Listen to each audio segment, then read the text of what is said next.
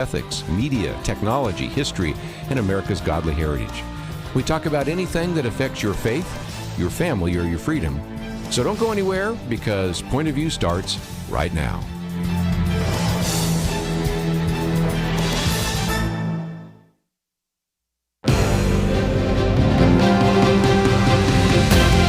Across America, live, this is Point of View.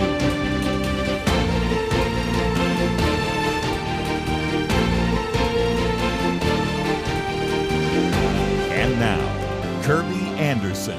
Thank you for joining me. It's a Tuesday edition of Point of View, and in the first hour, we're going to talk about this idea of Christian Zionism. We've posted two very good articles by Michael Brown, who's been on the program with us before, but as I've been announcing all week, we have in studio with us Dr. Paul Barreca, and we're going to get into this in some detail because you've heard people going back and forth about Tucker Carlson and Nick Fuentes and Candace Owens. You've heard us say some things about that, so we're going to get into this from a biblical point of view, a theological point of view, and even just kind of a historical view as well.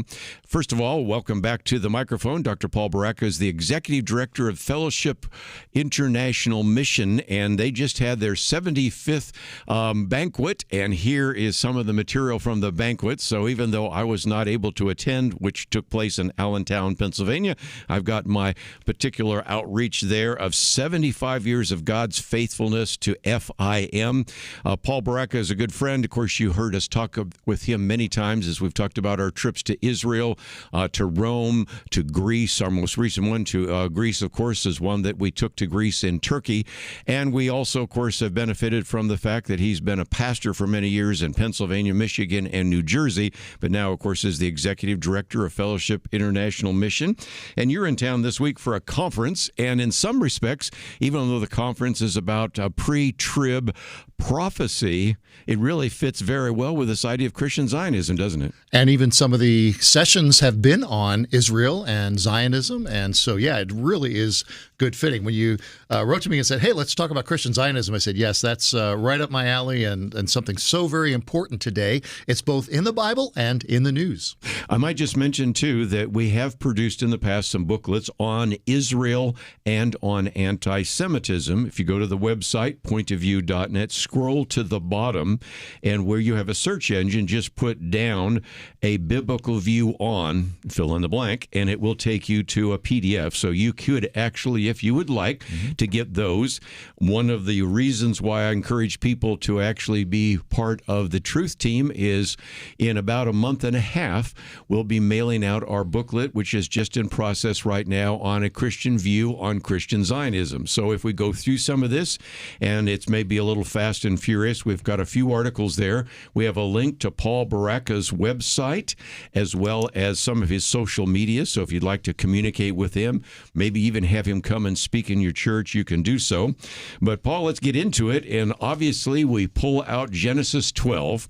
And it is interesting because as much as I appreciate Ted Cruz, and I've interviewed his father many times, who is a pastor, he didn't actually handle Genesis 12 very well with Tucker Carlson. So help us out here. Well, yeah, I just watched that interview again this morning, and when I listened to it a few months ago, Tucker stumped him because of the Tucker Carlson kind of, interrogation method, and Cruz was not able to recall the location of the passage.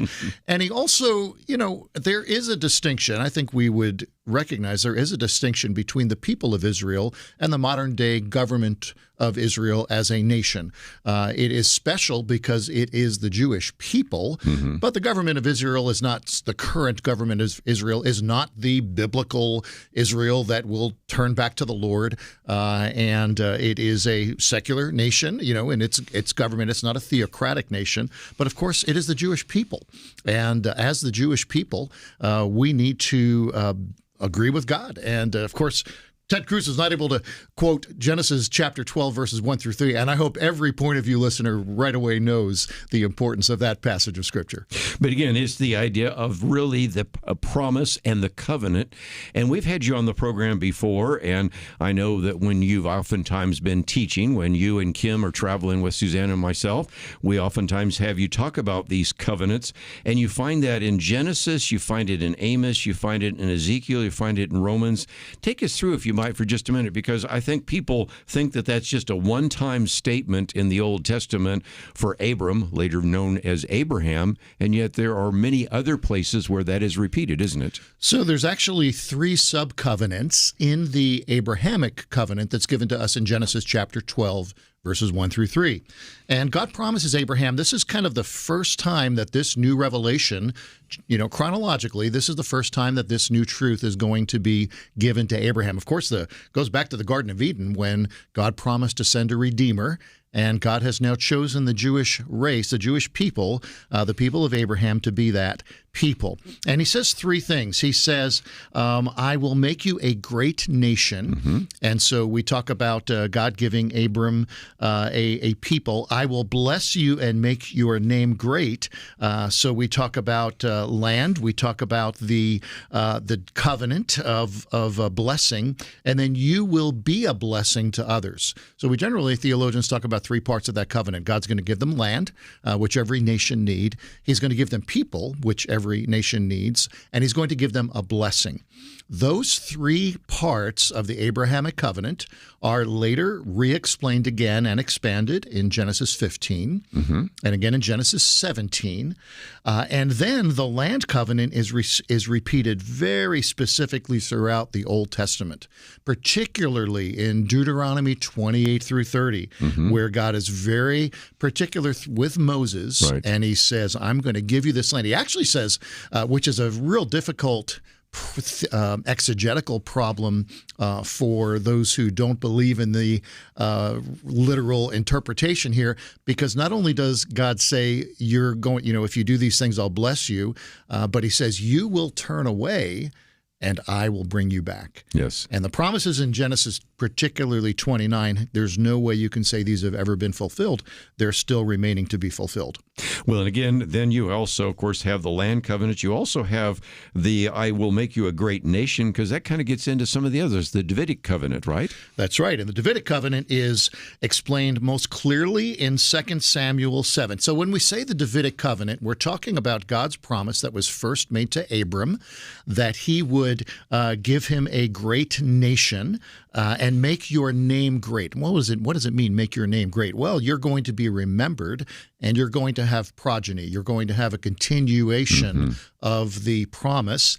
And then we get to 2 Samuel 7, verse 16. To David, the prophet says, your house and your kingdom shall be made sure forever before me. Your throne shall be established forever. Wow. That's the Davidic throne. Yes. And so my approach and your approach to Scripture, and so many, is that we interpret these things literally, and that means that God's going to do that. And for many, many years, there was no nation of Israel. And so you say, well, how can there be a future Davidic throne? Well, now there's a nation, and one day that nation will turn to Jesus in repentance and faith. Let's take a break, and when we come back, we'll jump to first the Old Testament, looking ahead to the New Testament, because then you have a new covenant. But we've already talked a little bit about the land covenant and about, of course, making a great nation and a great people. But then we'll get into some of the issues, and that is, okay, those were promises in the past to Israel, but today we have a different Israel, we are being told, and do those still apply? So we're going to spend some time getting into that issue, because that is one of the kind of theological issues that are being raised. And then we'll get into all the political issues and even some of the controversial statements being made. That's why we cover these kinds of things on Point of View. We'll be right back.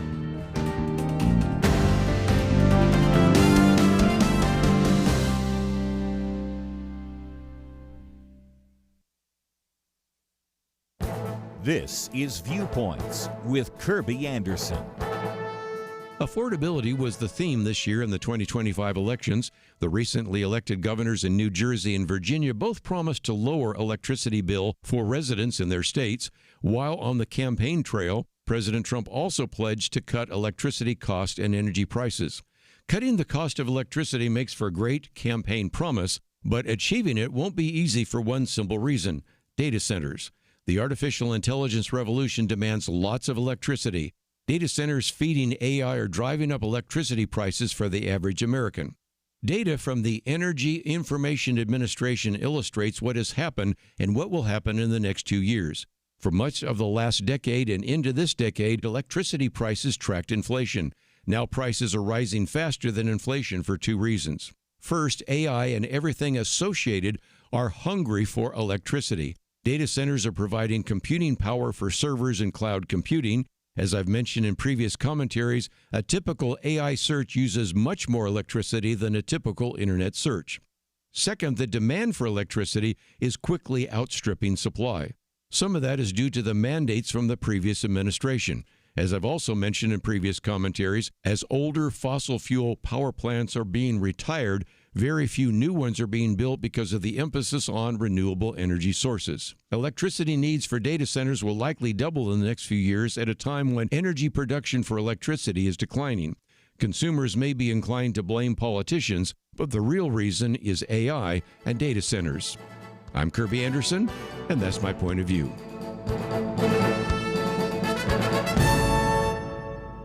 For a free booklet on a biblical view on big data, go to viewpoints.info/data. That's viewpoints.info/data. You're listening to Point of View, your listener-supported source for truth. It's our privilege to have in studio with us today Dr. Paul Barreca. And again, he's with Fellowship International Mission. We're talking about Christian Zionism. And my disclaimer, none of us like the term Zionism, but I don't have anything better. And you sort of said that before we got started. I thought even when we tried to title some of these booklets, we don't know what to say. But nevertheless, that's the term. It's certainly one that is used in the literature. And up until now, we've been talking about the covenants. And of course, you have a Abrahamic covenant, a Mosaic covenant, a Davidic covenant, and all of that. But when you get to the book of Jeremiah in the Old Testament, it's now looking ahead to a new covenant. Can you fill that out for us? Yeah. So again, we go back to that original covenant given to David, or given to Abram. Those 3 parts of the promise. God's going to give his descendants land to live in. That land is further explained. It's going to be your land forever.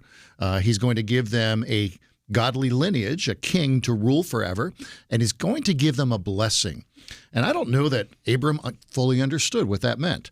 But in Jeremiah chapter 31, God makes that clear in the new covenant. And he says, the days are coming, declares the Lord. This is 31, verses 31 to 33, kind of easy to remember.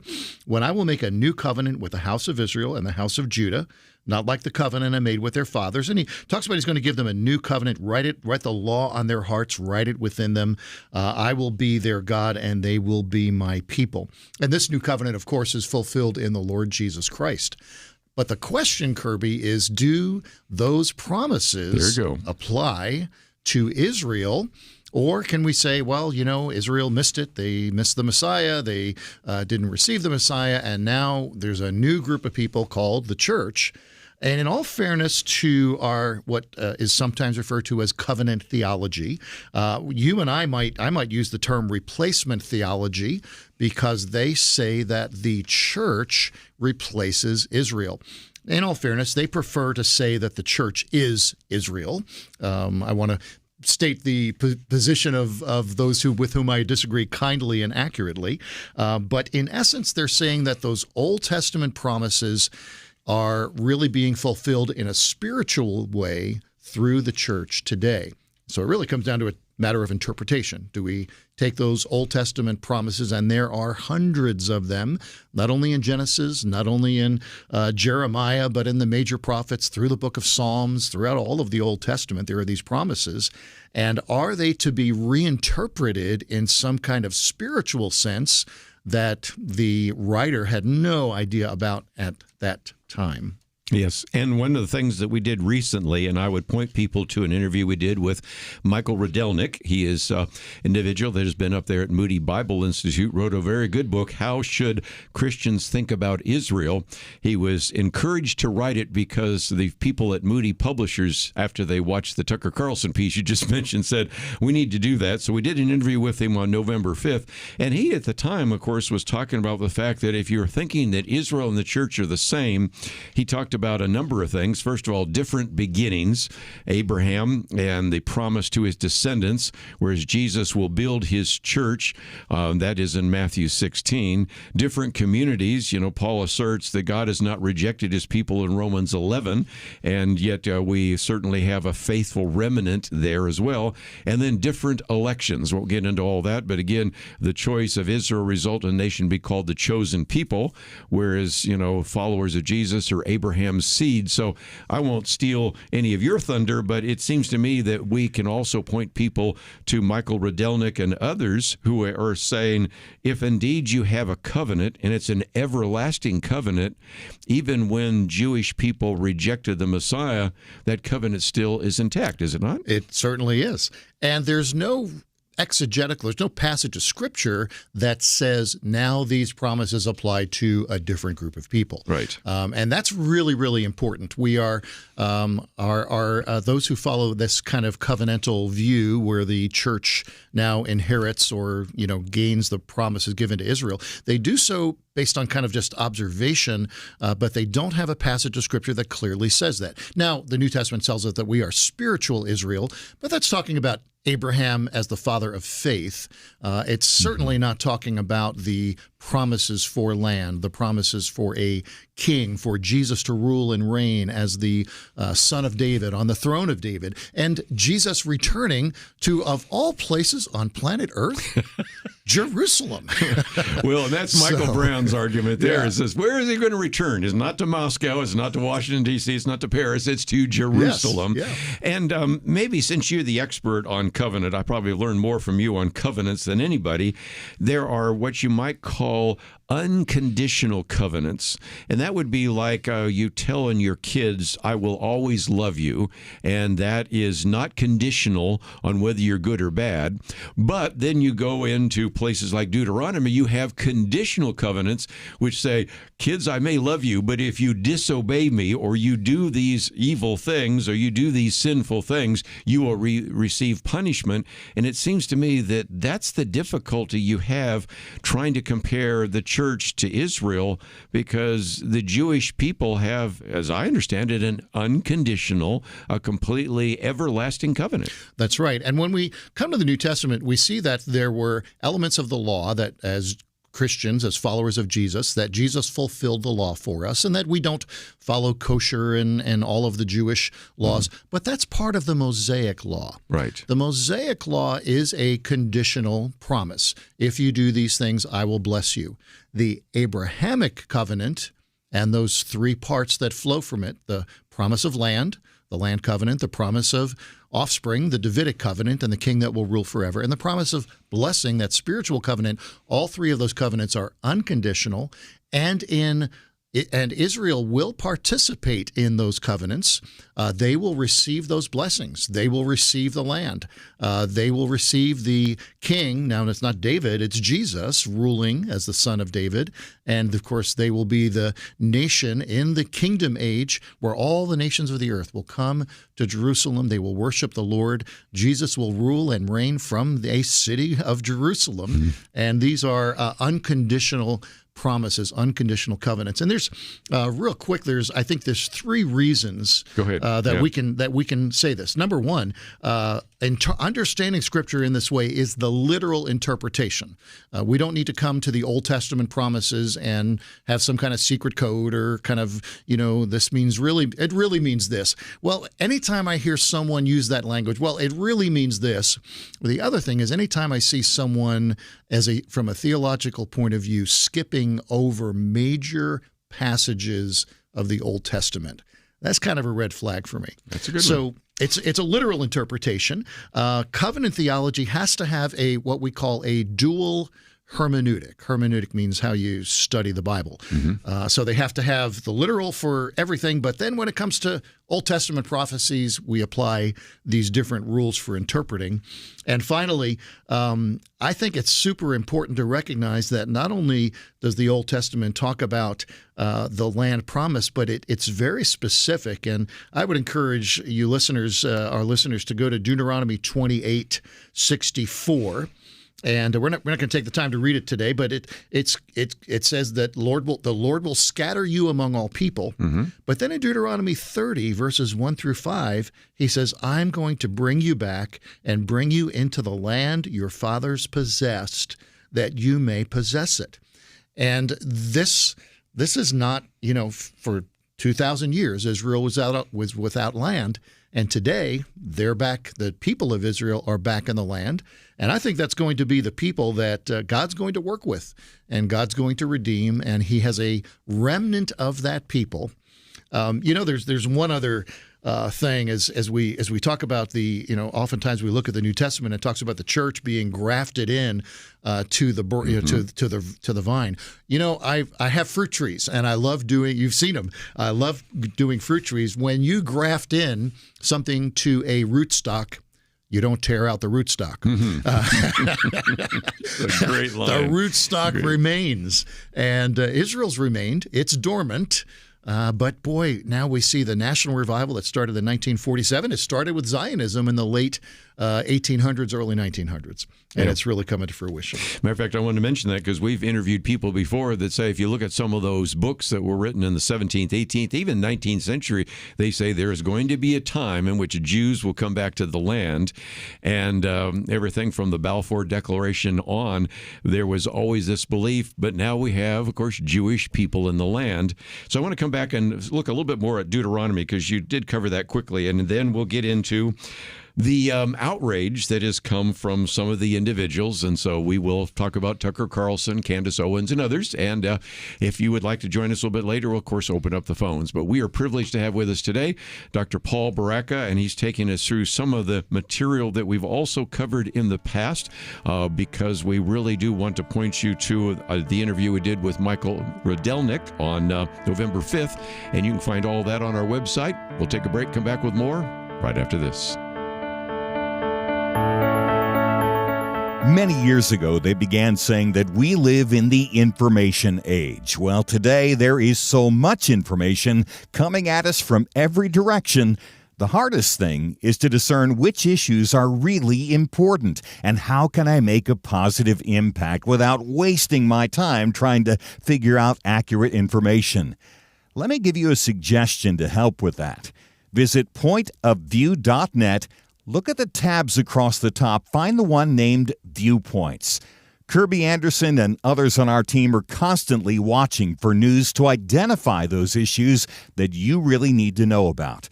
They boil things down in a brief summary, and then you can decide if it's something on which you want to learn more and get involved. Again, when you go to pointofview.net, click on Viewpoints, you'll see exactly what I mean. You'll see the issues that we are covering right now. And when you like what you see, I honestly think you will, you can slide on over, enter your email, and get them automatically sent to your inbox each day. That's it. Take a minute now, be informed. Pointofview.net, click on Viewpoints.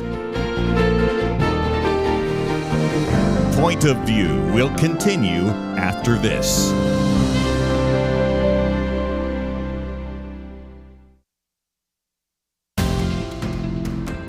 You are listening to Point of View. The opinions expressed on Point of View do not necessarily reflect the views of the management or staff of this station. And now, here again, is Kerby Anderson. Back once again, we're talking with, of course, Dr. Paul Barreca. Let me just mention that we have a link to Fellowship International Mission. It's FIM.org. It's easy to remember. And if you want to contact him, or maybe would like to get some outlines of some of the material he's covered, like to have him come and speak, talk about missions, talk about a number of other things, that is the case. As I've mentioned before, of course, we have a booklet here on Israel, which if you, again, type in using the search search engine there, A Biblical View on Israel. That PDF is available. I think came up on January, but you'll find it again. And A Biblical View on Anti-Semitism, which we're going to get into in just a minute. And, of course, as I've also mentioned, we have a November 5th interview we did with Michael Rydelnik.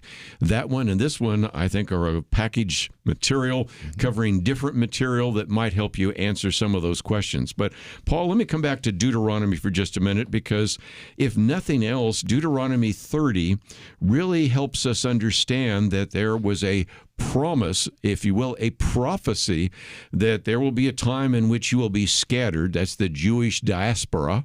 And then you'll be regathered again. And I believe that the establishment of the nation of Israel in 1948 is exactly that. But explain that a little bit further, because you can find that written in the Old Testament. That's right. Deuteronomy 31 through 5 follows the promises of Deuteronomy 28 and 29, that if you obey me, I will bless you, your land will be prosperous, you'll be at peace. And, of course, the history of Israel is a series of departures and return and revival. And, of course, that, culminated in the the 10 northern tribes being captured and taken into Assyria, dispersed throughout the then known world, and really not organized as tribes since then. And then the two southern tribes, Benjamin and Judah, continued on until 605 BC. They're taken off into Babylon, into the Babylonian captivity. And covenant theologians would say that the promises of Deuteronomy chapter 30, that they will be dispersed and brought back, that those promises were fulfilled in the return from the Babylonian captivity. And in part, that is true. Of course, that did happen. They returned. They continued in the land. They stayed there until they were evicted by the Romans and really cast out first in 70 AD, and then finally Emperor Hadrian in the 3rd century just put the hammer down on the Jewish people and eradicated from the land. But I want our covenant theology friends, to consider Deuteronomy chapter 30, verse 6, because this part cannot be attributed to the return that was in the return from Babylon. Because Deuteronomy 36 sounds an awful lot like Jeremiah chapter 31, sounds an awful lot like Zechariah chapter 12. And here's what it says: the Lord your God will circumcise your heart and the heart of your offspring, so that you will love the Lord your God with all your heart, with all your soul, that you may live. Those are promises that were not completely fulfilled in the return from Babylon, because there were, even after that return, by the time we get to the coming of Christ, there's only a small remnant of Jewish people that really were followers of Messiah. The rest were caught up in their Jewish law. They were caught up in tradition. They were Hellenism and all that. Exactly, yes, exactly. Yes. Even Herod the king was really not a Jewish believer in the Lord in Yahweh. So we look at Deuteronomy chapter 30, verse 6, and we say, this is something that makes it impossible to claim that the restoration of Deuteronomy chapter 30, verses 1 through 5, that was fulfilled in the return from Babylon. It's talking about a national revival that will ultimately be fulfilled in the return of Jesus. And that sounds a lot like Zechariah chapter 12, verse 10. I will pour out on the house of David and the inhabitants of Jerusalem a spirit of grace and pleas for mercy, so that when they look on me, whom they have pierced, who pierced Jesus, who put him on the cross? The Jews, the Romans, of course, all bear responsibility for that. But this talking in the Jewish context, they'll look on Jesus, the one that they've crucified. They shall mourn for him as one mourns for her only child, and weep bitterly for him. It's talking about a time when Israel will turn to the Messiah that they had rejected in the first century. And again, for people that would want to read a book on that, the one I always recommend is by David Jeremiah, The Coming Golden Age, and talks about the millennial kingdom and some things of that nature. So that, gets to, again, I think the more literal interpretation of all these passages. And then, of course, the fulfillment that you also see in the book of Revelation. So I thought I'd turn from some of the biblical material to some of the political material, because after all, let me again issue the disclaimer. There have been times times in the past where we have appreciated the insights of Tucker Carlson. You have to go back a little further to appreciate some of the insights of Candace Owens. But what's being said right now, I think, is striking. And you've been watching how, in some respects, we've been talking about how there used to be anti-Semitism on the left. There's also becoming anti-Semitism on the right. And we've had Victor Davis Hanson talk about that. We've had some of our guests around this roundtable talk about that. And that's of concern as well. And even just a few days ago, Vice President J.D. Vance was interviewed. He said, there's no anti-Semitism on the right. I think he wants to tamp that down I think so. Because it's certainly not a good thing, because it is a divisive type of situation. And one thing we should realize, as believers, we need to be discerning in what we hear. We should never follow anyone blindly. Even our pastors are under the authority of the Word. Mm-hmm. And we respect them. We love them. We have great Bible teachers. But we recognize that the authority is the Bible. Yes. And as much as I love Kerby Anderson, and as much as Kerby respects Paul Barreca, we both realize, hey, we are students of the Bible, and we're going to follow Scripture. And so when you hear someone like Tucker Carlson, whom I've listened to for a long time, and I heard him about a year or two ago, it was sometime after October 7, and he was interviewing a Christian leader from Bethlehem, and you might have heard that interview. And I just, I thought he really, really missed the boat. And it started to put up some yellow flags for me with Tucker. And since then, of course, he's really departed. So just because someone adheres to some of the aspects of our Christian worldview, we have to be careful with everything we listen to. I think particularly of Nick Fuentes. He's talked about as a right-wing conservative. Well, he has a couple of things in his repertoire that are right-wing, but he also conservative, so to speak. He's Roman Catholic. He has that label, but so many of his viewpoints really are not consistent with Scripture and with the Word of God. And again, one of the issues is, of course, we have always lamented any kind of deaths that would have taken place when Israel was fighting Gaza. But one of the things you've pointed out is that there has been sort of a selective outrage. There are all sorts of, if not Holocaust, certainly major genocides that have been taking place around the world. And yet, whenever Israel does something, it's put, I think fairly, you could say, put under a different set of standards than others. What are your thoughts about that? So we see people marching in the streets about the genocide in Israel. Young people on college campuses, and of course the news media covers this 24/7. And stop and say, okay, well, where is the outrage, for example, over the genocide in Sudan? Or the attack against the genocide against the Kurds in Syria, or the genocide that's going on today of Christians in Nigeria. Recently, that's come to light because President Trump has addressed it. But you and I have been talking about this for years, right here on this program. And when you see folks that get outraged, and really the term genocide originally became used of the killing of the Armenians in the early 1900s. Right. When you see an outrage against Israel, and you don't see any other concern from these groups or from these authors or from these movements, you have to say, wow, there's really something going on here. And we have to raise the question, is that indeed a focus on Israel? There's so many ways we could look at the uniqueness of Israel.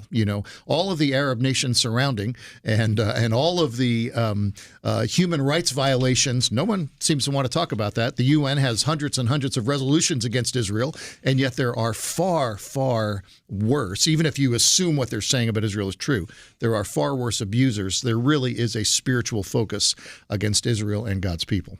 Let me just mention as we're going to a break that one of the articles we have posted in the past is by our friend Ralph Reed. Evangelical support for Israel is about more than theology, because oftentimes what both Paul and I say is, even if you don't accept our theological perspective, there are some very good reasons to support the nation of Israel.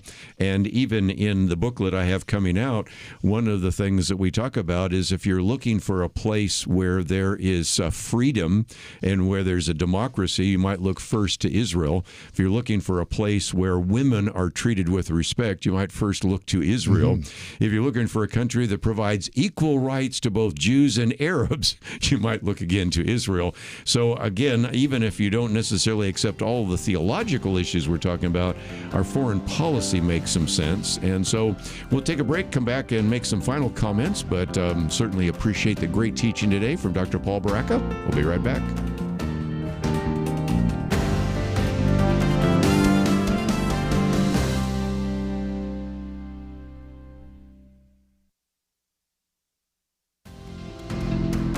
You're listening to Point of View, your listener-supported source for truth. Back for a few more minutes in studio with us again is Dr. Paul Barreca, and I do have some links, so if you'd like to correspond with him or get some of his information or have him come and speak, that is the case. But just before we wind down, you, of course, talk about in this piece that you have put together the interview, which was on October 27th, in case people would like to look it up and go to the Tucker Carlson Network and watch it. I don't recommend it for the faint-hearted, but he and Nick Fuentes spent some time really going through all sorts of statements, which many cases are over the top or not necessarily accurate.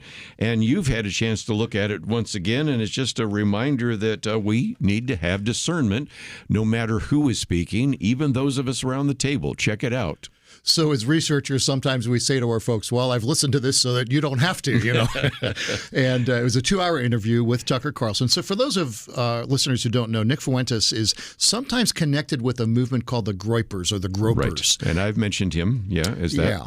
And so that is, you know, to the untrained listener, to the maybe non-discerning person, they say, well, this is a right-wing person. But it's really not right-wing in the sense of Christian conservative. No. He identifies himself as a Roman Catholic, and not to make any kind of theological distinctions, of course, recognize the departure of the Roman Catholic Church in so many areas as opposed to the gospel. But really his big thing is America first, or American nationalism. And the danger of that is that it's very, very undiscerning. And even some have suggested that the individuals that Fuentes and even Tucker Carlson are listening to and influenced by are really pushing for a radical kind of nationalism that even does away with the U.S. Constitution. Yes. And brings in kind of a desire for a theocracy. So in this 2-hour interview, Tucker Carlson and Nick Fuentes, first of all, there are some overstatements or just some bad statements. And let me give you a couple.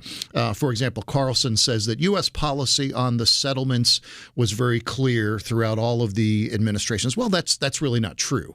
Has been the kind of a nuanced aspect of American foreign policy. But it can't be said that every administration going back to post-67 war has been emphatically against the settlements that Israel was building in the West Bank and other places. I'm sorry, go ahead. Yeah, I was going to say, and another one you have down there is Nick Fuentes saying there's no good reason to be giving money to Israel. Let's go, well, no, actually, again, I'll hold up the Ralph Reed one. Even if you don't look at it theologically, there are all sorts of very good reasons to do that. That's right. Militarily, our friend in the region, the influence that comes from Israel, the technological development and all that kind of stuff. Yeah. Both Fuentes and Carlson state that they are opposed to Israel because they are, quote, America first. They claim that if you oppose illegal immigration, you must also oppose aid to Israel. So this is just kind of said, and the listener doesn't really stop and say, no, that does not make sense. You can believe in two things that are maybe kind of parallel to one another without making these kind of exclusive overstatements. So these are issues related to logic. And of course, that's an area of expertise for you, far more than me with your academic background. So, again, you're listening to these things and you're seeing these gaps, these overstatements. But one of the things that I really listen to, or I really listen for, is the things you don't hear. Good point. And in that 2-hour interview, talking about the U.S., the relationship of Israel and the U.S., talking about Zionism and Israel's existence, not once was the Holocaust mentioned. Interesting. And that's the motivation, by which 1948 comes into existence. The UN resolution for the establishment of the State of Israel was on the eve, on the heel of the Holocaust, and 6 million Jews systematically murdered throughout the time of the Second World War. Throughout the 2-hour interview, October 7th, not mentioned. Israel facing an existential threat. We, of course, came back from a trip to Israel just 2 weeks before October 7. And you got to go back to that time, to that time in 2023. And, Israel's very existence was threatened, and it was an existential threat against them. No mention in that 2-hour interview of the campus attacks against Jewish students or any of the other things that have happened. And when you see those gaps and those omissions, you have to realize this is not an honest attempt to look at a very complicated situation. It's kind of a simplistic attempt to push a particular narrative, and that's not one that is in agreement with Scripture. Very good. Well, again, we could cover more of this in future opportunities, and maybe we'll have an opportunity to do so. But one of the things I did think I might mention is that the reason you're here is because you're here as part of a prophecy conference. And also, I thought I might also mention that you're going to be taking another trip to Israel. So for those that are out there that have said, I've always wanted to go to Israel, and over the last 2 years I've been fearful of it, but now it looks like it might be a little safer. You have that coming up in the future, don't you? That's right. We've had 2 trips to Israel that were canceled, and one that you and I were going to do finally said, hey, we can't go to Israel, so let's go to Greece. And we did, and it was a fabulous trip, one of the best ones that we've taken. But finally, with our tour guide, Jeremy, again, we are looking at June 20 to 30 of next year, June 20 to 30, 2026. And then June 30, if you want, we're going to extend to Jordan and visit Petra and Mount Nebo and some of the places throughout Jordan that are so important biblically as well. That would be the biblical land of Moab and Edom, the modern-day nation of Jordan. And so that 11-day tour will take place. We do have an opportunity where if there is a complication that refunds, a lot of times folks are thinking, well, I don't want to make a deposit. What happens if something comes up? But we do have arrangements for that, and so we're trying to take care of our guests as best we can. And but we do think it's a safe time. It's a good time to go to Israel. And if you want to, of course, a tour to Israel is not for everyone. But if you want to show your support to the nation of Israel and to the people of Israel, go and drop some shekels in Jerusalem, and it is a life-changing event, as you and I have not only seen ourselves, but also the really a couple of hundred guests over the years that we've taken on some of these tours. Really been amazing to see the land in person. Let me just mention, this is not a point of view tour, but again, you can contact Paul by going to fim.org. There's a button there where it says contact. And again, some of you might want to contact him by phone, email, maybe you have a question or whatever. I would certainly encourage you to consider supporting their missionaries, because this is certainly, as we come to year end, a time in which we at Point of View are looking for financial support. And I hope that you might consider what you might do to support missions around the world. So we have a link to fim.org. And I just always appreciate the fact that you just dig in with all these biblical ideas. But as you also said, I was able to watch that interview, so you didn't have to. So we point you to a number of different things. That interview with Tucker Carlson is October 27th, if you'd like to watch it. But if you'd like to listen to this again, this is on December 9th. You could listen to that. Also the one with Michael Rydelnik, which was on November 5th. And all of that is available at the website at pointofview.net, including all the links to some of the material that Paul has brought together.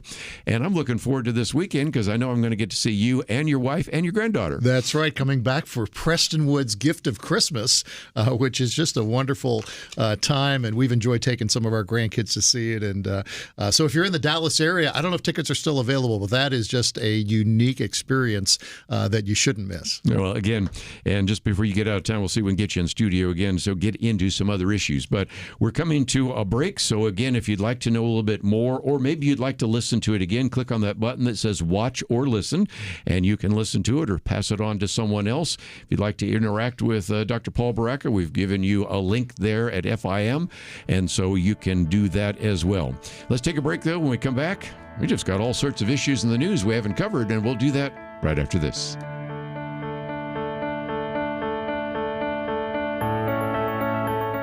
Have you ever met a child you knew would do great things? They displayed remarkable imagination, understanding, and a zest for learning.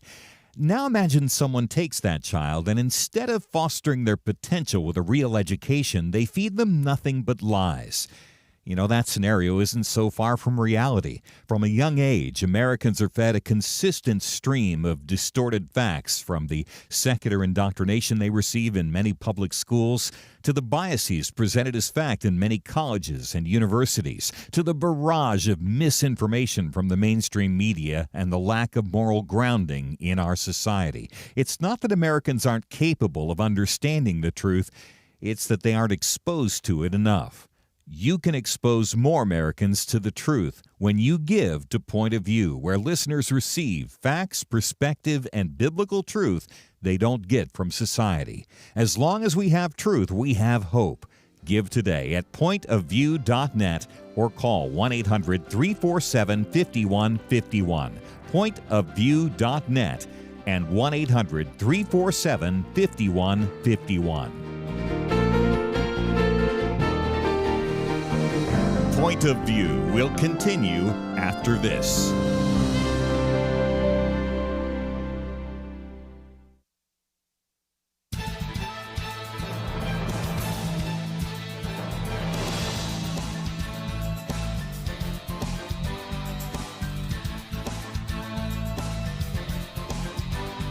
Hi, this is Kerby Anderson. You know, each day we take on the tough issues and provide a biblical perspective to them. The topics we cover are wide-ranging: apologetics, theology, prophecy, creation and evolution, intelligent design, marriage, family, child-rearing, the millennial generation, trends in society, politics, economics, business, religious liberty, the Constitution, public policy, foreign policy, military policy, tensions in the Middle East, abortion, homosexuality, pornography, sexual ethics, media, technology, history, and America's godly heritage.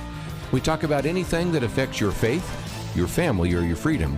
So don't go anywhere, because Point of View continues right now.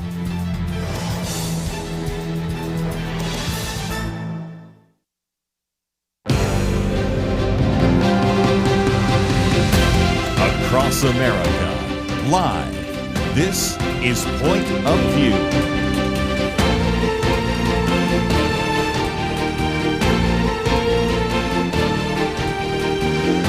And now, Kerby Anderson. Second hour today, we're going to get into some of the issues in the news, but I hope you appreciated some of the conversation we just had on the issue of Christian Zionism. And again, we did post a couple of articles, one by Michael Brown, and a second one, which is one that we have not posted, but did today, America First, Christian Nationalism and Anti-Semitism, which gets back to this idea that indeed this is an issue that we've talked about before and will cover once again.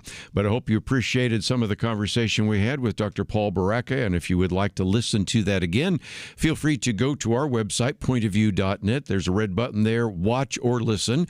We will also, of course, have it posted so you can watch it either on Facebook or YouTube or a variety of other places. And if you want to find some of the other links, we also have provided those for you at pointofview.net. Let me, if I can, get back into the controversy we talked about yesterday, and it's twofold.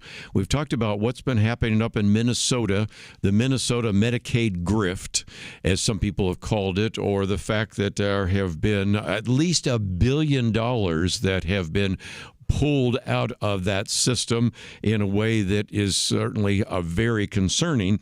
But it also comes with some of the conversation we had yesterday about the Affordable Care Act, known as Obamacare.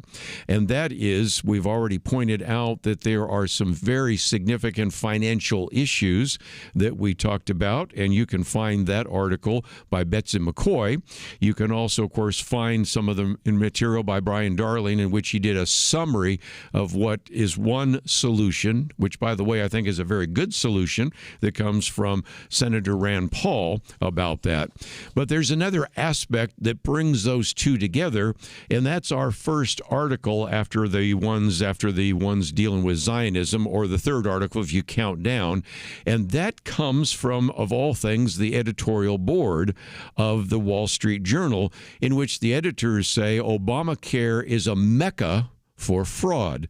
Federal auditors at the Government Accountability Office show how easy it is for the ineligible to sign up. And they point out that last year, and even some of this happening last fall, the GAO, which again is the Government Accountability Office, did an undercover test in which it submitted insurance applications for fictitious individuals to the federal Obamacare exchange and insurance brokers. Nearly all of the invented people were able to enroll in subsidized plans despite submitting false or no records to verify their identities and incomes. Now, we've talked about this before. As a matter of fact, you remember some of the conversations we've had about, for example, SNAP, where you have the Department of Agriculture and the Secretary of Agriculture talking about how in many of those cases they were fraudulent as well. Now we have the same thing happening with Obamacare. And I would encourage you to read this. It's a very simple editorial that comes from the editors of the Wall Street Journal, but they point out that when the Government Accountability Office did this, they submitted 24 applications, and 23 of them were approved. Do you think there's some graft and fraud? Again, I sometimes say, Dr. Merrill Matthews, call your office, because as you may know, we've mentioned many times the book that he put together, and this is years ago, on some of the problems with Medicaid fraud. And this was before we had the Affordable Care Act, known as Obamacare. But again, you had 23 of the 24 applications were approved. 18 enrollees were still covered as of September, suggesting that the exchange, that is the Obamacare exchange, and the insurers didn't even verify the information after enrollment. The subsidies paid to insurance companies for those 18 applicants are, you ready, totaled more than $10,000 per month. Which again is equivalent to a subsidy of about $6,700 annual subsidy for each enrollee. And as you've heard the president said, even if we do want to have these enhanced subsidies, which I don't think we do, but even if we do, let's pay the individuals rather than the insurance companies, because if we have to pay the individuals, then the individuals would have to, I guess, cash the check. And if they didn't cash it correctly, we would catch some of the fraud. And more importantly, they would have the freedom to decide if they wanted to use them in that way. And so the GAO, again, the Government Accountability Office, says in some cases we were not prompted to provide documentation. Again, this is what happens when we allow government programs with very little oversight to begin to implement this. How do you verify this? Well, there was no Social Security number. Oh, no problem. In another instance, the Obamacare exchange notified us that they had verified the applicant's estimated income based on documentation we submitted. However, the GAO says we didn't submit documentation. I mean, it gets worse, but I'm going to be up to a break, so I'll only give you a couple more illustrations, just how flagrant and how much Obamacare has become kind of a mecca for fraud. We were always concerned about the fraud in Medicaid and Medicare, but now we have very good evidence of fraud in Obamacare at a time when let me just remind us, reason we had the shutdown in large part was because Democrats said, we want to have a shutdown until you can assure us that we will have these enhanced subsidies that were implemented during the pandemic and then reauthorized again. We want them authorized one more time. And of course, that's why we had the shutdown, because at this point you couldn't get enough of the Republicans to go along. As a matter of fact, they did not want to go along with that until after you reopened the government, and you eventually got enough Democrats to go along to eventually end the shutdown. But again, in a number of cases, the Obamacare help centers, the brokers called because applicants had submitted invalid Social Security numbers. The center let brokers submit the fraudulent applicants anyway, even though they had submitted fraudulent Social Security numbers, which, of course, is what oftentimes is happening if somebody is here illegally. They are not here as part of being even somebody who was under a particular visa, and so oftentimes they will submit those.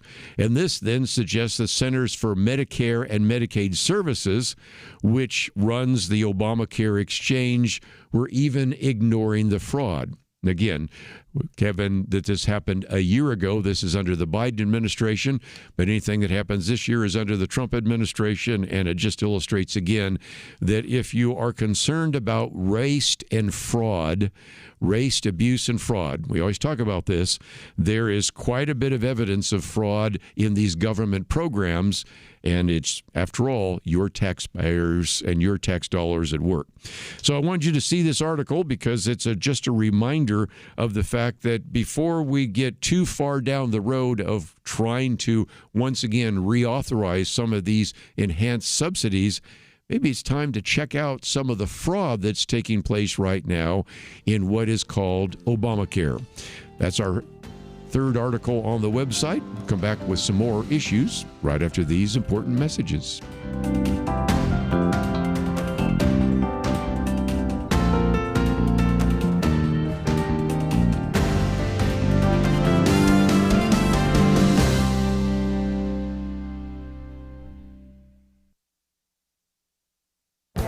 This is Viewpoints with Kerby Anderson. Affordability was the theme this year in the 2025 elections. The recently elected governors in New Jersey and Virginia both promised to lower electricity bill for residents in their states.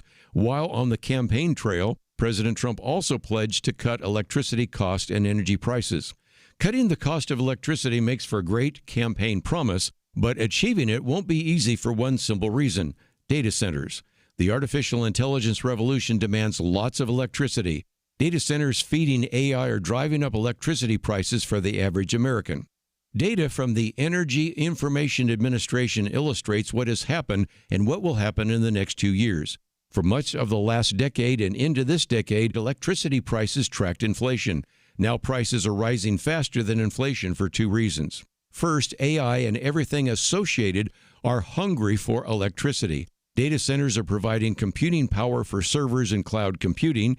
As I've mentioned in previous commentaries, a typical AI search uses much more electricity than a typical internet search. Second, the demand for electricity is quickly outstripping supply. Some of that is due to the mandates from the previous administration.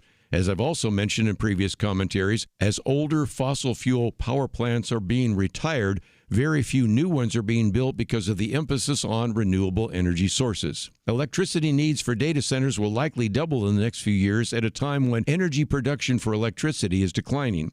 Consumers may be inclined to blame politicians, but the real reason is AI and data centers. I'm Kerby Anderson, and that's my point of view.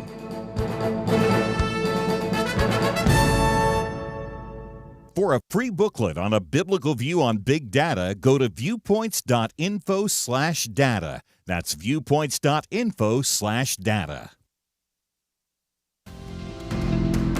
You're listening to Point of View. your listener-supported source for truth. Well, let's go back and maybe talk about the economy for a while, because one of the issues that we like to cover with some regularity here on Point of View is just how to pay for everything that is before us. And so this will get us into the debate about affordability.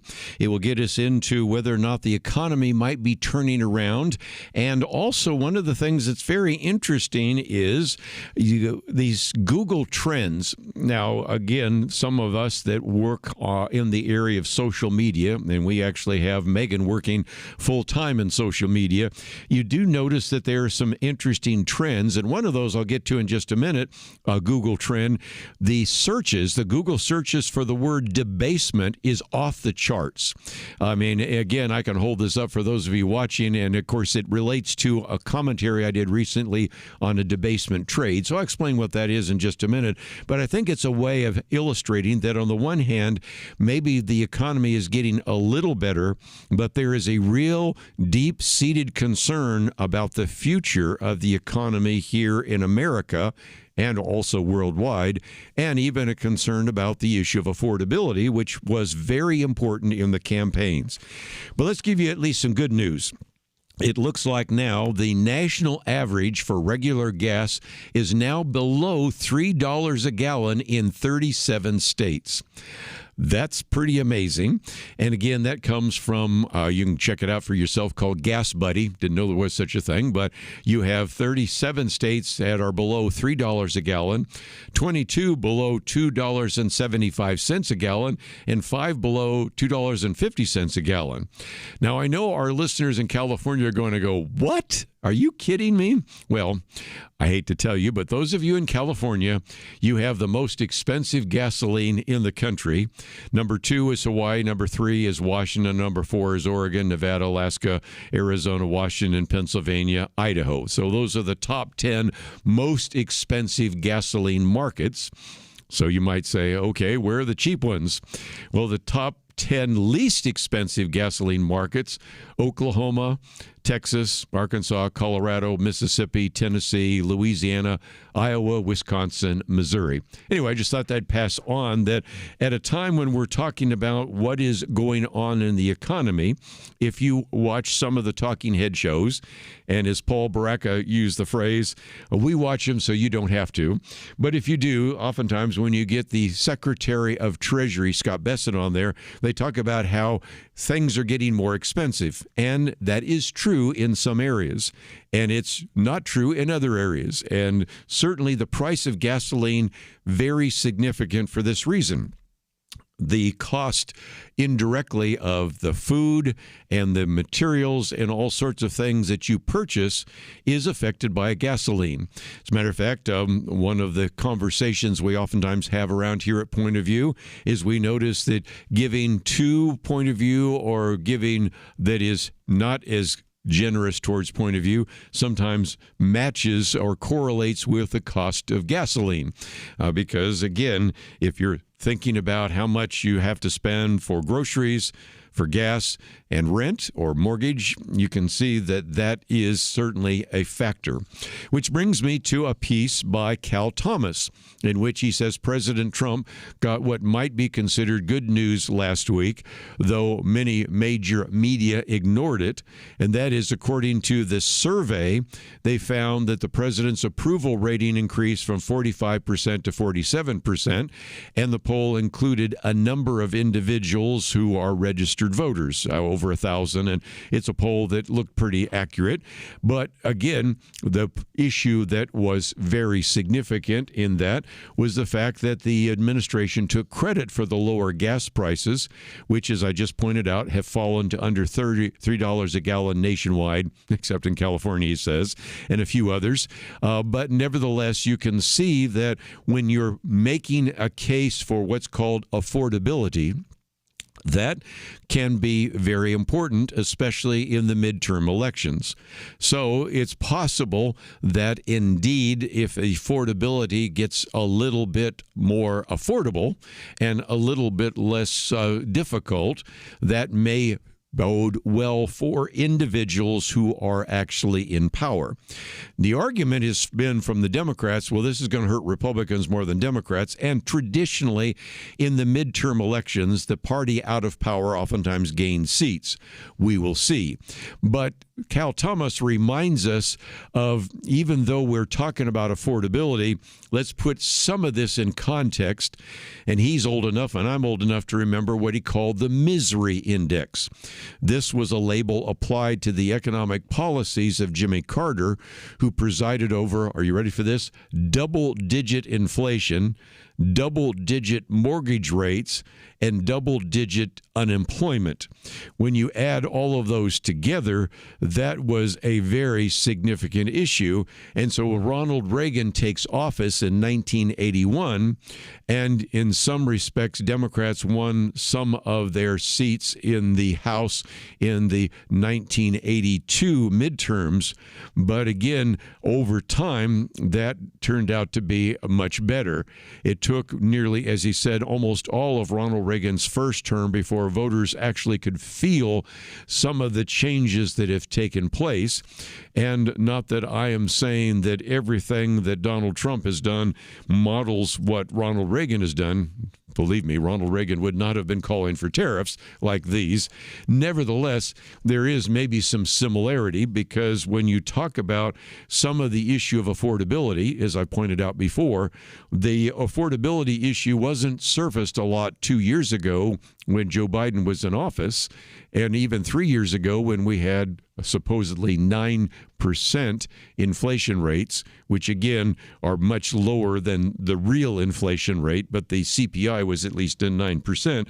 Some of that takes a while to actually get out of the system. And so again, one of the things that Cal Thomas talks about in his piece is Donald Trump has been trying to emulate Ronald Reagan by at least cutting taxes, deregulating, and shrinking the size and cost of government, but then also has been talking about something which most of us around the table aren't real excited about, providing, if you will, rebate checks because of the cost of the tariffs. He's been most recently talking about that with those individuals who are farmers who have been affected by this.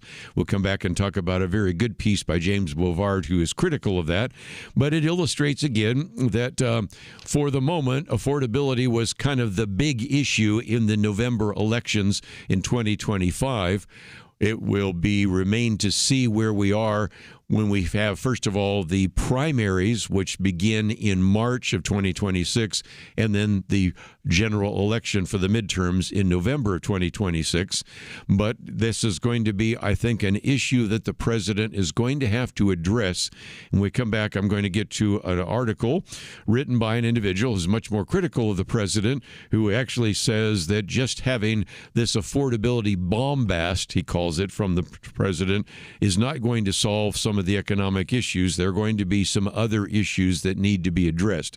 Which brings me back to the fact that there are some very interesting Google searches right now. And if you look at these Google trends, a lot of people have been searching this issue of debasement and currency and a number of other issues.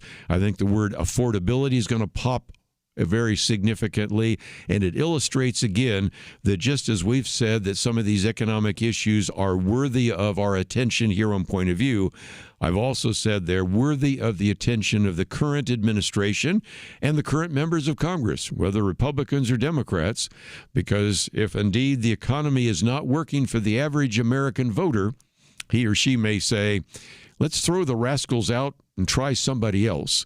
And that, I think, is one of the reasons why we've seen some very interesting elections in both New Jersey and in Virginia. But most importantly, I think that is primarily the reason for the fact that Zohran Mamdani is the mayor in New York City. And also you have a socialist mayor in Seattle, Washington. So we're going to come back and look a little bit more at this issue of affordability. Then we'll get into some other issues, including an interesting announcement that came from the Supreme Court that ties back to something Kelly Shackelford was talking about on Friday. So we have a lot to cover. But again, for those of you that are enjoying gas prices prices below $3 a gallon. Again, Oklahoma, Texas, Arkansas, Colorado, Mississippi, Tennessee, Louisiana, Iowa, Wisconsin, Missouri, which is a lot of places where we broadcast. You're feeling pretty good. But I know some of you in some of the other states where we broadcast, in California, and Nevada, and Alaska, and Arizona, Pennsylvania, Idaho, some of those, hopefully help is coming on the future with some of the other things happening in the energy sector. Let's take a break, though. We'll come back and get back to this issue of affordability, and then it almost seems like we live in a different world from many people in positions of authority. They say men can be women and women men. People are prosecuted differently or not at all, depending on their politics. Criminals are more valued and rewarded than law-abiding citizens. It's so overwhelming, so demoralizing. You feel like giving up. But we can't. We shouldn't. We must not. As Winston Churchill said to Britain in the darkest days of World War II, never give in, never give in, never, never, never, never yield to force, never yield to the apparently overwhelming might of the enemy. And that's what we say to you today. This is not a time to give in, but to step up and join Point of View in providing clarity in the chaos. We can't do it alone, but together, with God's help, we will overcome the darkness. Invest in biblical clarity today at pointofview.net or call 1-800-347-5151. Pointofview.net and 800-347-5151. Point of View will continue after this.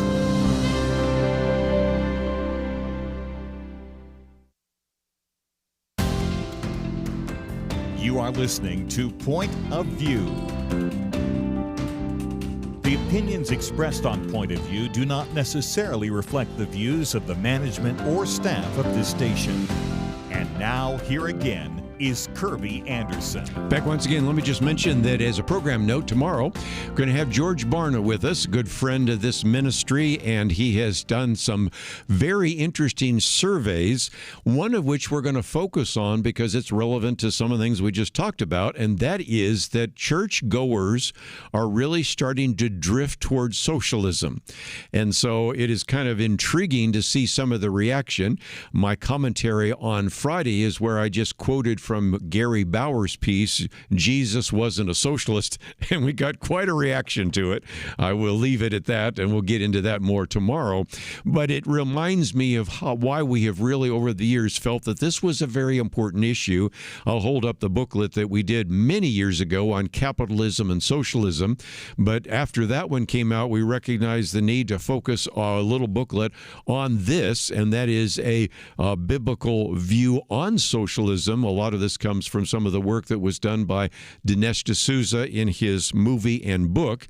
And then for those of you that are actually right now receiving our booklets, and that would mean that you are one of the Truth Team members, you perhaps have already received in the mail or will shortly receive this one, and that is The Road to Serfdom, which is actually based upon the book by Friedrich Hayek, which was a very good critique not only of socialism in general, but also of the deep state. So these are just three of the booklets that we've made available in the past.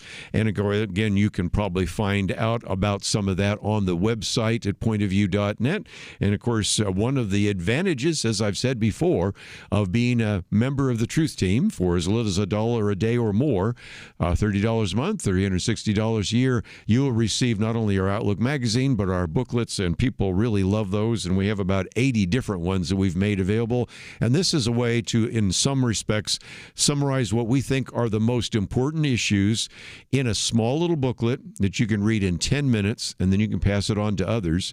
And quite frankly, right now, the younger you are, the more likely you are to believe that socialism is preferable to capitalism.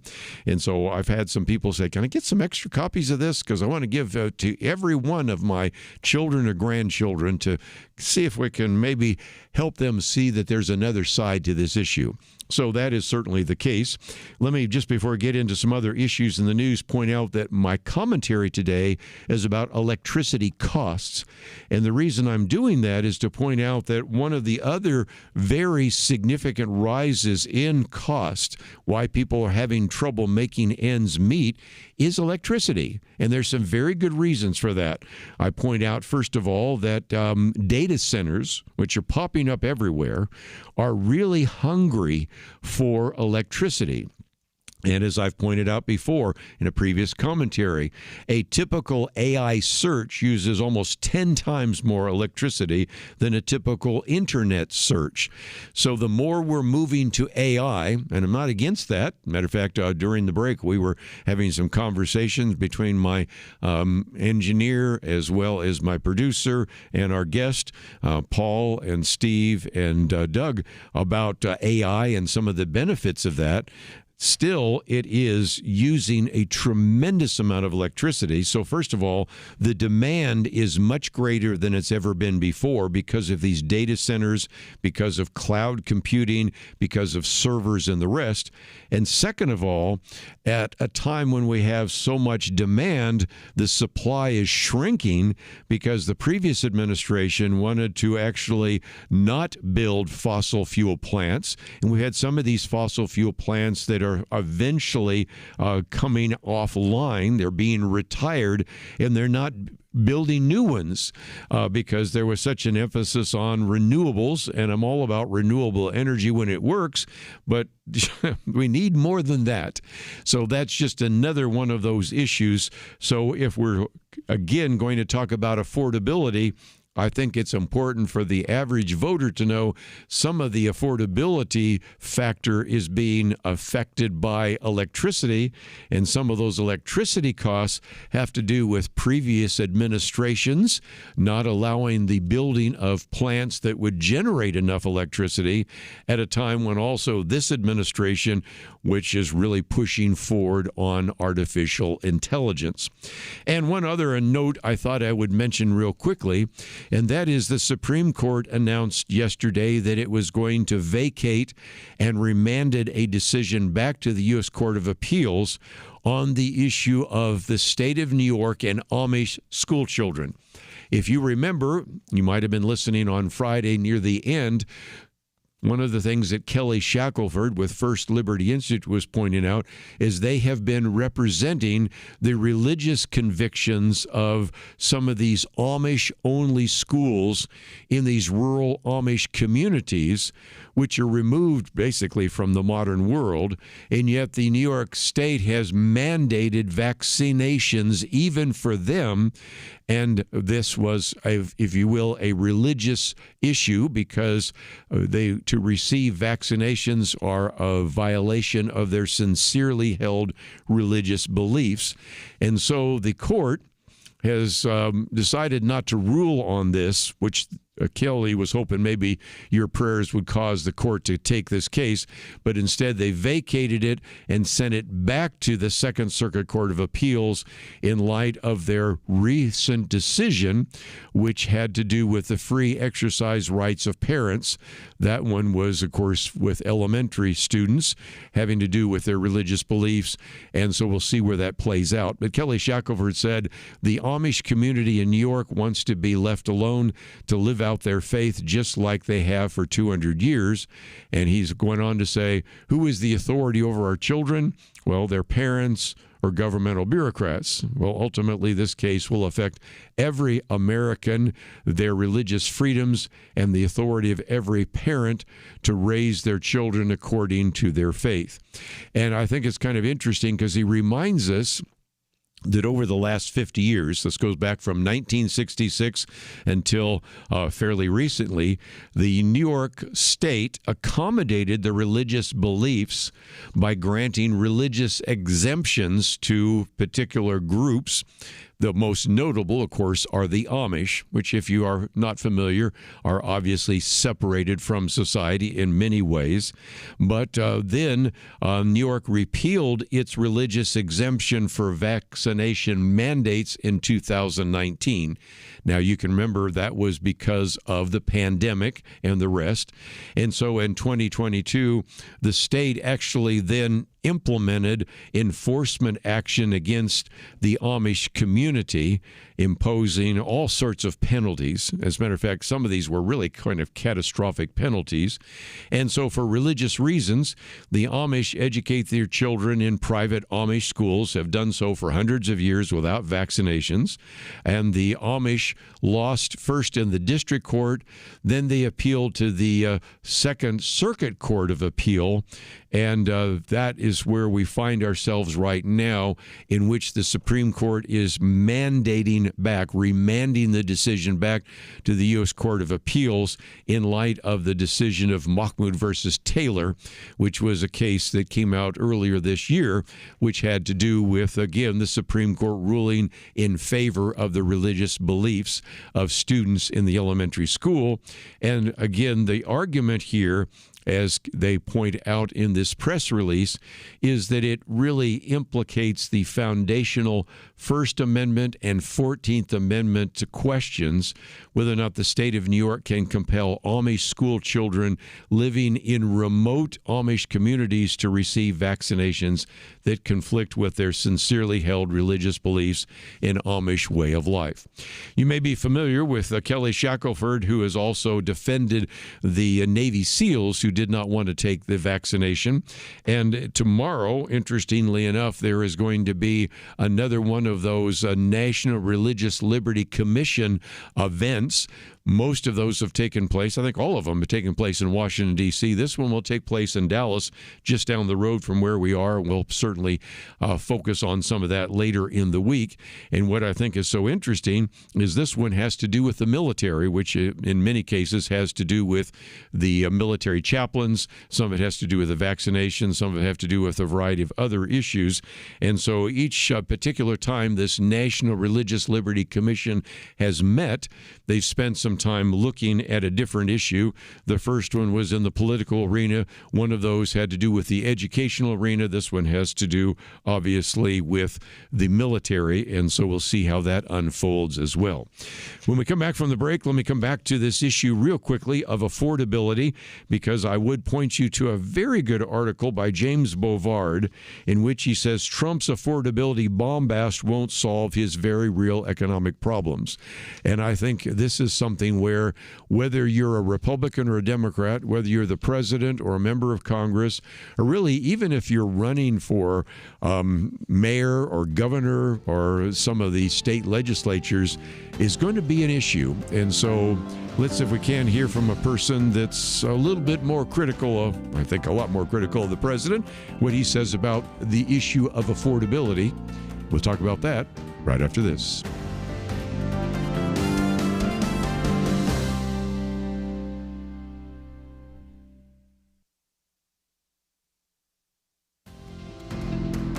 You're listening to Point of View, your listener-supported source for truth. Back for a few more minutes, and I thought I would certainly try to summarize briefly this article by James Bovard. He is really very critical of the president because he says the president doesn't seem to understand that there are very significant portions of our society that are really struggling with the economy. And the example I've used more than once, and I hope that you can figure this out, I call it what some have called a K-shaped economy. What I mean by that is, think of the letter K. One part of the K letter goes up, one part goes down. Now, if you live in a world with people that are invested in the stock market, people that have assets, it's been really good for individuals that have assets. But for people that live on the day-to-day, paycheck to paycheck, it hasn't been so good. And so that's why James Bovard, a columnist, was in the New York Post, said, look, is affordability issue making President Trump schizophrenic? Because he quotes Donald Trump, in an interview that he was doing on Fox News. I don't want to hear about the affordability. I actually said this after he falsely claimed the cost of Thanksgiving dinner would be 25% cheaper than in 2024. Now, to be fair to the president, this link that James Bovard provides goes to the New York Times, and they fact-check it. But again, one of the things, if you want to be fair to the president, he was quoting, at that time, I think it was a Wells Fargo estimate, and that one actually was cheaper. Now, there were some others. There was one from Walmart that was cheaper, but that's because they had a different basket of goods. So I will be the first to admit that you can find some evidence that maybe Thanksgiving dinner was cheaper. You can find lots of evidence that it was more expensive, and a lot of it depends on what you put in the basket. So let's leave that nevertheless. But then after some of that back and forth, he then proclaimed on Truth Social, "I am the affordability president, talk loudly and proudly." And even at the White House cabinet meeting on Tuesday, Trump again talked about the fact that affordability is a hoax and a Democrat scam. Well, let's hope that, first of all, individuals running for office in 2026 don't buy into that, because there are some really significant issues here, because the Gallup survey, which goes on to go into some detail, found that only 36% of Americans approve of the economic performance of Donald Trump so far. I'm saying so far because I just pointed out gas prices and a few things might change that.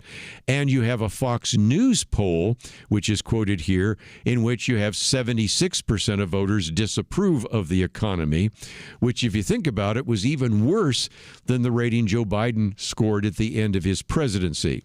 So it illustrates again that if you are dealing with reality and perception, sometimes perception is reality, even though we can point to some places where the price of gasoline is going down. There's another one in which Trump is proclaiming drug prices are going down, but they aren't going down quite as fast as people would know. And so again, it's just an illustration that people have a perception, and it's going to be really important for people to talk calmly about the economy. I even have a commentary coming out about the difference between affordability and affluence.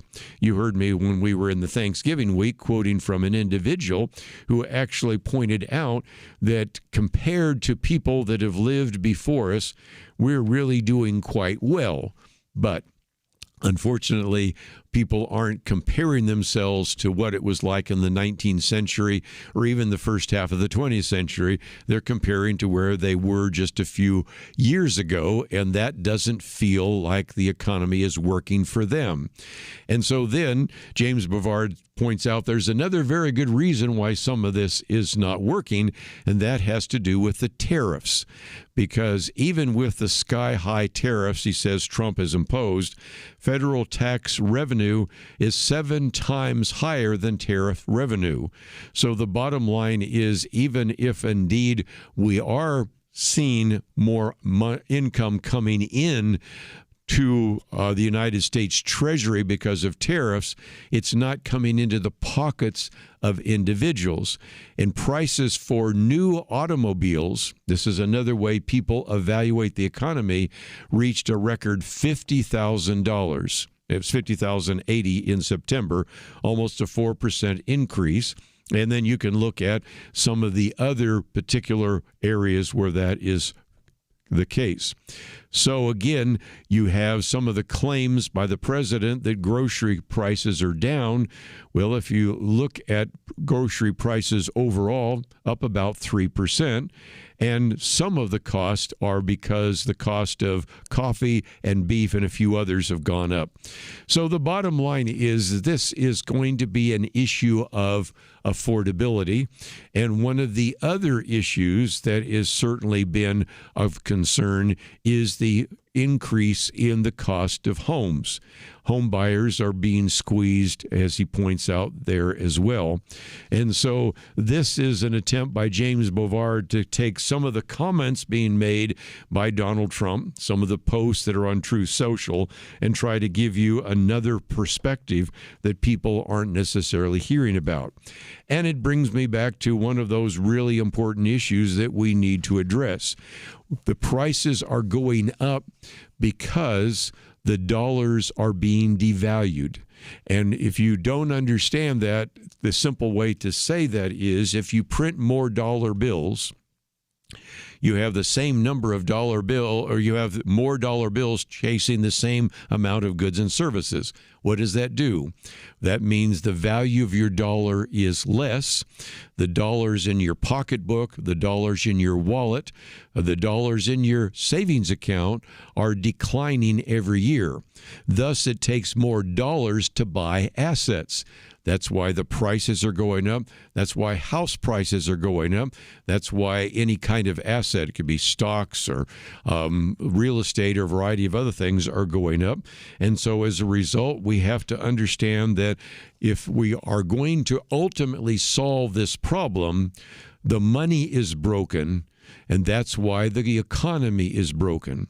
And so there are some structural changes that need to take place, and we'll get into that probably in future conversations. But it's just an illustration, again, that this issue of affordability wasn't necessarily an issue too much in the 2024 presidential election, although Donald Trump tried to make it one of the reasons to throw out Joe Biden and then later Kamala Harris and to vote him back in.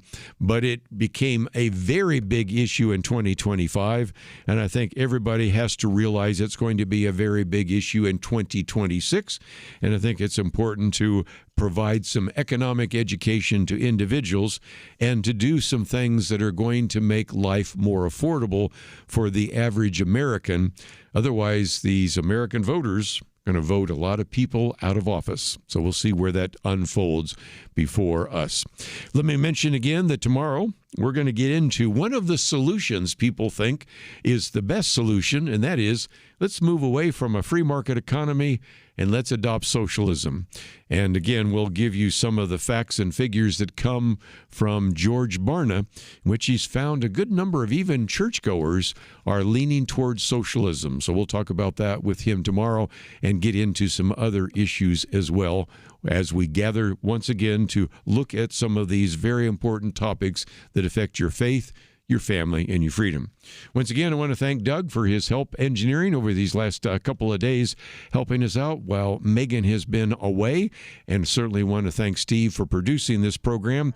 If you find yourself wanting to hear a little bit more about what we've covered today, you can click on that button that says Watch or Listen, and we look forward to seeing you tomorrow right here on Point of View. At Point of View, we believe there is power in prayer.